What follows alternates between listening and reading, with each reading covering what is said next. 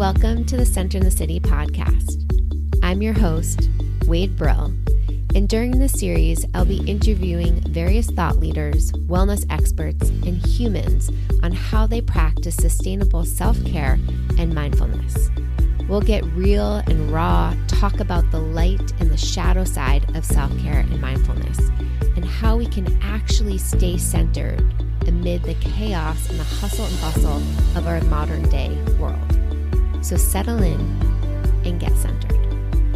This podcast episode is brought to you by Centered in the City, a virtual on-demand self-care and mindfulness platform with over 200 different meditations, journaling prompts, nourishing recipes, and Pilates flows, all designed to support you feeling calm, focused, and energized as you live your life in this modern day world. For more information, head on over to centeredinthecity.org and claim your 7-day free trial. Welcome back to the Centered in the City podcast. I am so glad you are here. Today's solo podcast episode, I am kicking off what I'm calling the Summer Slowdown series. I feel like summer, especially here in the Pacific Northwest, is this like go, go, go, go, go energy. We have so much sunshine where the sun doesn't set way past 9 p.m. It's light out until 10 p.m. We are starved for sunlight most of the year. And so during these beautiful weather months, we are outside playing nonstop, really trying to juice the life out of summer, juice the vitamin D out of the sun, juice the vitamin G, the green, out of all of the luscious trees and nature that is around us. And I know this type of go-go energy is not just present in the Pacific Northwest. It is something that is experienced all over the world. New York City summers, for instance, are typically super hot and muggy, but the city energy does not stop during the heat. It is still a go-go city where there's so much happening, and a lot of people even leave the cities to head to their country homes or head to vacation places or the beaches to have some more of that outdoor space to play. In the Midwest, Michigan summers are also super hot and muggy, and I remember having to kind of balance what I chose to say yes to because of the weather. And you would make plans depending on the time of day so that you weren't out in the hot, muggy air, and structured some time more around playing in the evenings when things were cooler. The summer energy brings out this desire to play, to travel, to be out and about as much as possible. However, just because the weather is beckoning us to be out playing, or that school's out for the summer vibe is tantalizing you to get wild and tap into your teenager rambunctious self, whatever it might be, I notice for me that there's this balance, because if I go so big, so hard, so fast, and squeeze every moment, what has happened in the past is September hits and I feel flat and dead. My energy is completely drained. People here in the Pacific Northwest typically love that because it matches the weather. When the weather starts to turn in October and get a little bit more gray and rainy, it's an invitation to go inwards, to get cozy, to not make as many plans. But for me, I just notice like I want to be balancing my energy a little bit more intentionally. I don't necessarily want to quote unquote blow my load all summer. It's like I want to find a way that feels really balanced and nourishing. Today in the podcast, I'm going to share with you a mindset that I am personally practicing this summer. Hopefully it feels inspiring to either practice it yourself or find your own rhythm that feels best for you. So let's settle in and let's get centered.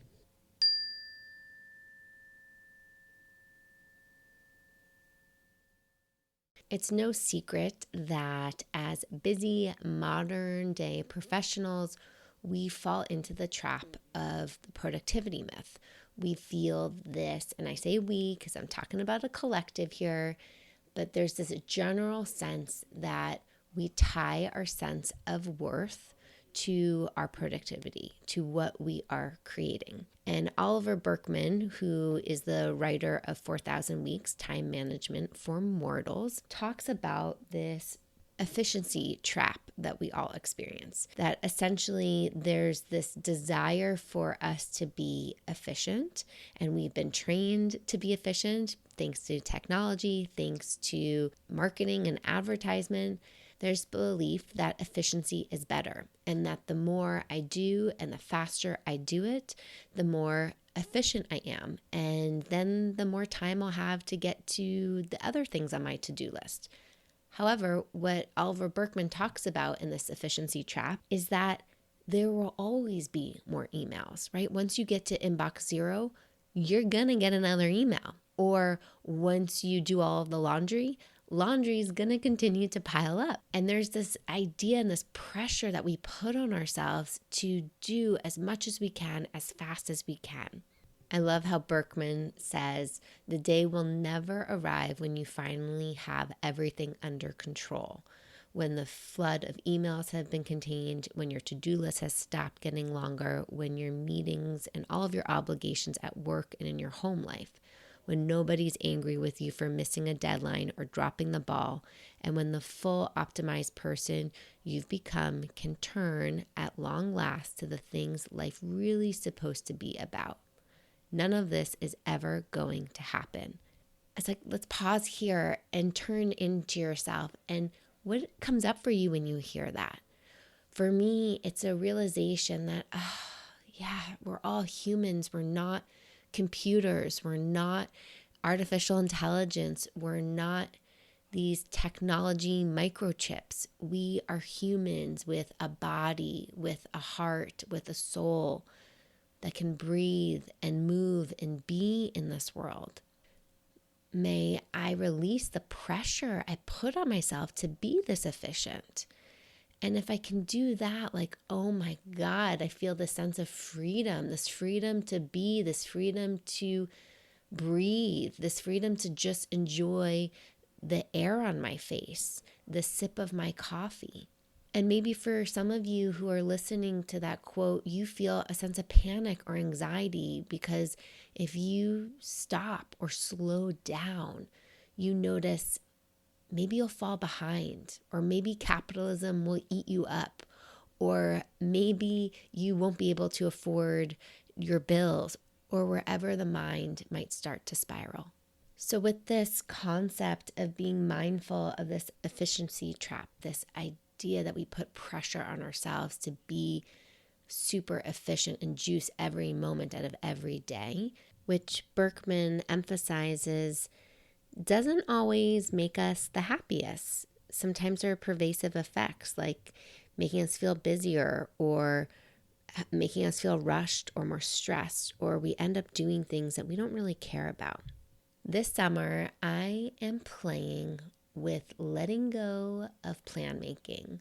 And as I say this is really challenging for me. And to be fully transparent, which is one of my huge values, I haven't been able to do it fully yet, but I'm working on it. So I don't need to go from 100% plan making to 0% plan making. That extreme can be a little bit too much for my system. So I'm really taking it down a notch, and a notch for me, for my own plan making instincts. For the past 10 years or so, I feel like summers have been full of weddings and a lot of obligations. And I'm finding the summer to be more spacious. And I noticed about a month ago when looking at the summer and not having many plans on the calendar, it started to feel panicky. I was like, I need to start planning things and talking to my husband about camping trips we wanted to block off the weekends, or plans we wanted to make, or concerts we wanted to attend. Something I realized was that life was feeling overwhelming. We were managing a lot of things personally, professionally, that making summer plans just felt too much. It felt too overwhelming. So it got put to the back burner. And as we start to step into summer, literally and figuratively, as days unfold, there's a part of me that's like, oh my God, I'm missing summer because I'm not planning things. But that is actually the opposite of what's happening. As each day arrives and I feel more spaciousness on my calendar, there's an opportunity for me to check in and let my intuition help guide versus the feeling of needing to have everything already organized and planned. Because what we know is that if we hold our plans too tight, they're going to bust open. Like the pandemic taught all of us that, right? We had this expectation of how plans were going to unfold through 2020, and life took another turn. So for me, I'm really trying to balance and let go of this need to have things super scheduled. Because let's face it, having a need to plan things, over plan things, really comes from a need of control, which I have. And that need comes from an instinctual place of security and safety.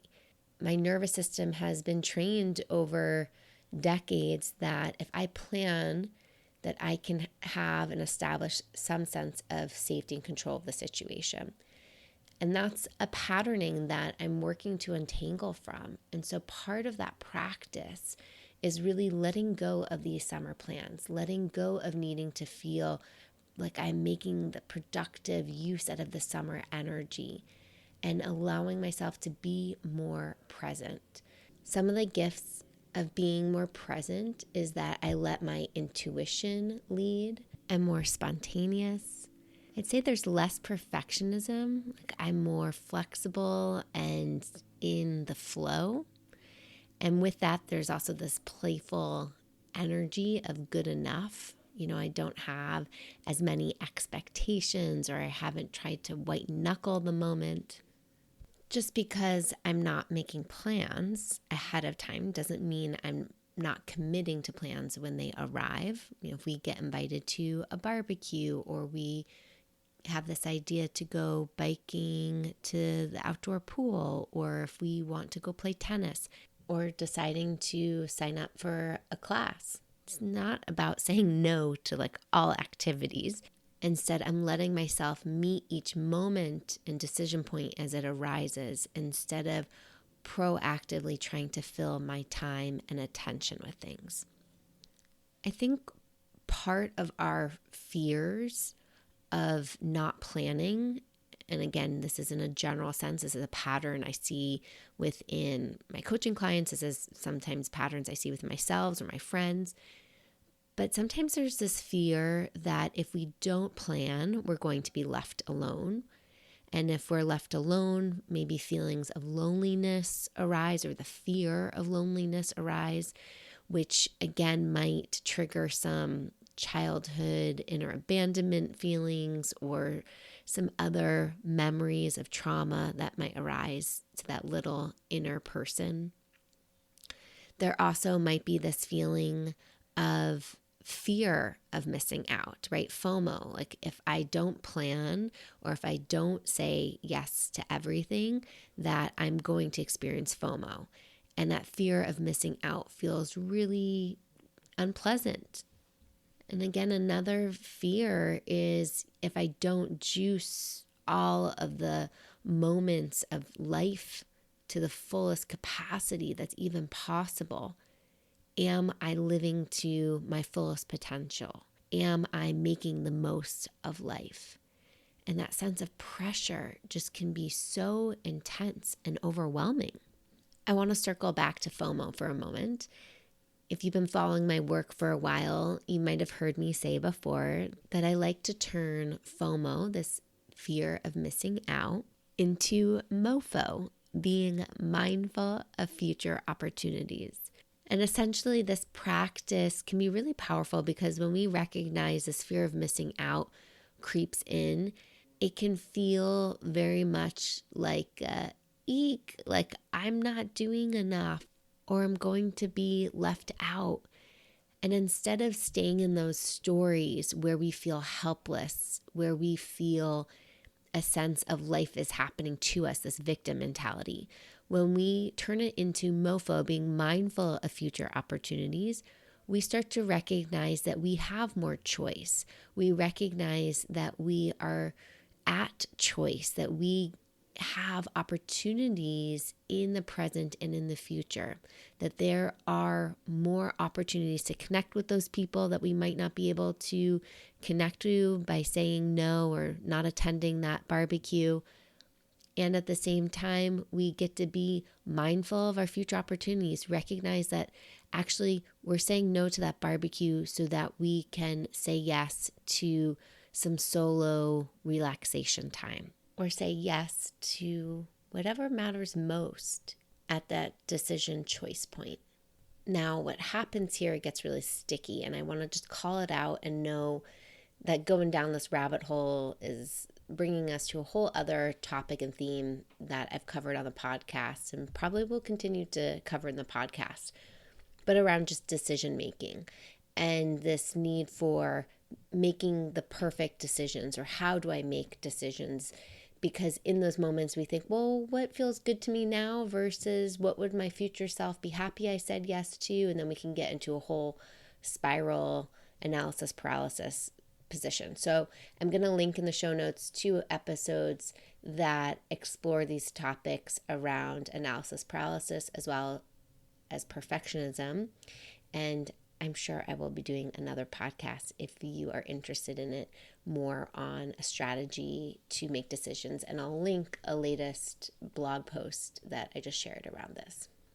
Another fear that I want to share and out into the public that I noticed with myself, and know that you are not alone if you experience this as well, but this fear of being bored. Right? There's a desire to know that I have plans so that I can be entertained and that I won't be bored. Boredom is painful. Learning how to be with boredom is such a mindfulness practice, something I sat with a lot on my month-long silent meditation retreat that helped me really feel boredom in a whole new level and how uncomfortable it is. So for instance, my husband's going out of town for an extended period of time this summer, and immediately I noticed my body start to clench, my nervous system got a little activated. I went into a hyper-aroused state where I was feeling a little fight or flight energy, like fearful and kind of starting to be hyper vigilant, scanning in my head of, oh my God, I need to start making plans so I'm not alone and I'm not bored. And I started to notice this occurring inside of my body and my mind.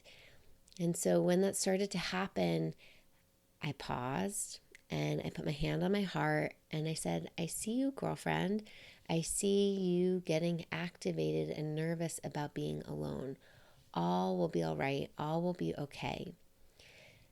And that helped calm me down in the moment. And then a few weeks later, I noticed I started to look on calendars of like social calendars, what concerts are happening, what tickets are on sale, thinking I needed to fill that weekend with something really fun. Like, I'm going to be alone for that weekend. I want to take advantage and it's going to be the best weekend ever. And I'm going to make my husband jealous that he's out of town, right? All these silly fucking thoughts go through my head. And I started to recognize that. And even though it was fun to explore what's happening culturally, locally, and get involved, because I've missed that over the last few years, paying attention to the energy of where that wanting was coming from was essential. Like, it was coming from a survival place, not really a want to place. And so I paused. I didn't buy anything. I didn't get trigger happy.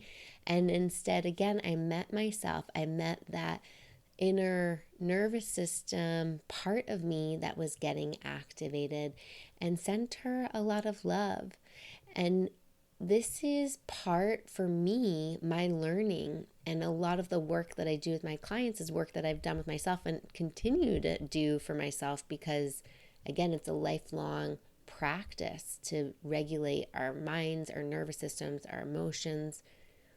And so noticing this trigger of being alone, fear of being bored, what was created and stirred inside of me. Now, I also want to highlight there's nothing wrong in noticing that you get anxious around a certain topic or theme in your life and proactively strategizing some helpful ways to be with that anxiety. So, for instance, it's not wrong or bad if I did buy any tickets or make any plans with anybody to help calm that anxiety. But I think learning for us as a culture, learning how to be with our discomfort is so important. And then learning how to choose how we are creating solutions for ourselves, that it's coming from a want to, an intentional place versus a reactive place of fear, is really important in how we're creating and strengthening our patterning, our inner patterning.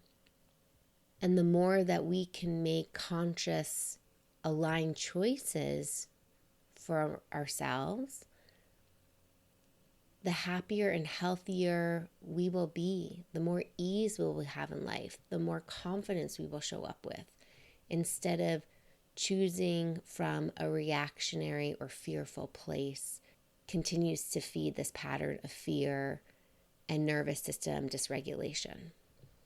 I have yet to make plans for that extended period of time that my husband is gone, and I am managing that unease by, again, offering myself a lot of compassion, speaking to that part of me that is getting activated, that's getting nervous or anxious. And also trusting that plans will unfold how they're supposed to. And it's okay if there are nights or days that I don't have plans. I can tune into myself and decide what feels good in the moment. Hey, do I want to take myself out to dinner? Or do I want to bring myself on a long walk?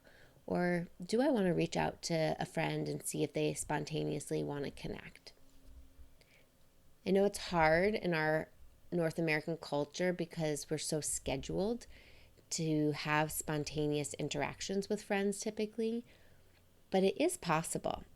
So I welcome you to try it. I've been practicing trying it. Again, I've been practicing letting go of needing to plan and overplan, and it has created so much freedom and ease within my own system. And it's allowed this sense of curiosity to unfold, like, what feels good to do right now? I notice I go to sleep at night with this feeling that the day was enough, that it wasn't part of this cyclical cycle of I didn't do enough, I didn't cross off enough on my to-do list, I'm not worthy. But it's just recognizing, great, the day unfolded, the day was done, and here I am falling asleep, and we'll wake up hopefully to this next moment. Thanks so much for listening to my solo episode. I hope you gained some insights or a new perspective on how you might want to slow down this summer.